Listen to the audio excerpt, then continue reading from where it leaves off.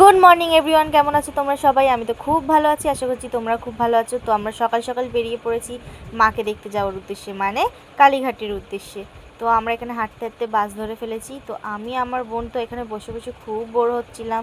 তো আমরা বাসে দুজনে বসে আছি, আর আমরা বাস থেকে নেমেই খুব ভিজে গেছি, প্রচণ্ড বৃষ্টি শুরু হয়ে গেছিলো। তো আমরা এখানে একটা দোকানে বসে আছি, যেখানে পুজোর ডালা টালা সব বিক্রি হচ্ছে, এবং তোমরা সেই দোকানের মধ্যে জুতো জমা রাখে। তো আমরা ওখানে জুতো টুতো জমা রেখে ডালা কিনে আস্তে আস্তে মায়ের মন্দিরের দিকে এগোচ্ছি মাকে পুজো দেওয়ার জন্য। মায়ের মন্দিরটা এখান থেকে অনেকটাই ভেতরে, তো আমরা হেঁটে হেঁটে যাচ্ছিলাম মায়ের মন্দিরের দিকেই।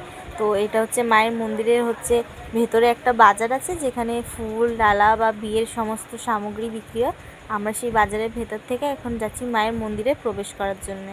মন্দিরের ভেতরে কোনো রকম কোনো ক্যামেরা এবং ভিডিওগ্রাফি করা অ্যালাউ ছিল না, তাই জন্য আমি বাইরে থেকে একটা ছোট্ট ক্লিপ নিয়ে নিলাম, তোমরা সেটা দেখে নাও।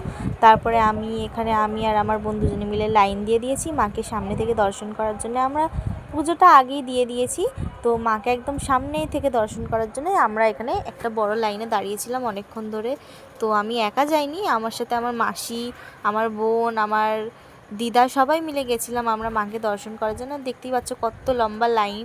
তো আমরা এখানে সবাই মিলে বলাবলি করছি যে লাইনটা কখন শেষ হবে, কত লম্বা লাইন লাগিয়ে দাঁড়িয়েছি।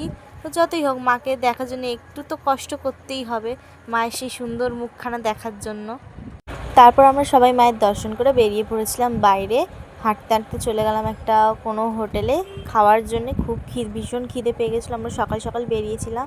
তো এটা একটা মিষ্টির দোকান ছিল, সেখানে কচুরি আর নানা রকমের তরকারি টরকারি ছিল। তো আমরা বসে পড়েছি সব খাওয়ার জন্যে। আর দেখতে না দেখতেই একদম গরম গরম ফুলকো ফুলকো লুচি আর এটা হচ্ছিল ঘুগনির তরকারি। হ্যাঁ, লুচি আর ঘুগনির তরকারি চলে এসেছিলো। তো আমরা খেয়ে একটু থামস আপ খেয়ে বাস ধরার জন্য দাঁড়িয়েছিলাম। আর দেখতে দেখতে আমাদের বাসও চলে এসেছিলো।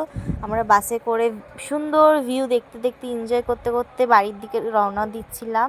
তারপর আমরা তিন বোনে এখানে আইসক্রিম খেতে খেতে একটু ঝগড়া দেখতে দেখতে, পাশেই ঝগড়া হচ্ছিলো, একটু ঝগড়া দেখতে দেখতে সবাই মিলে বাড়ি চলে গেলাম। ভিডিওটা ভালো লাগলে লাইক শেয়ার সাবস্ক্রাইব করে দেবেন। টাটা।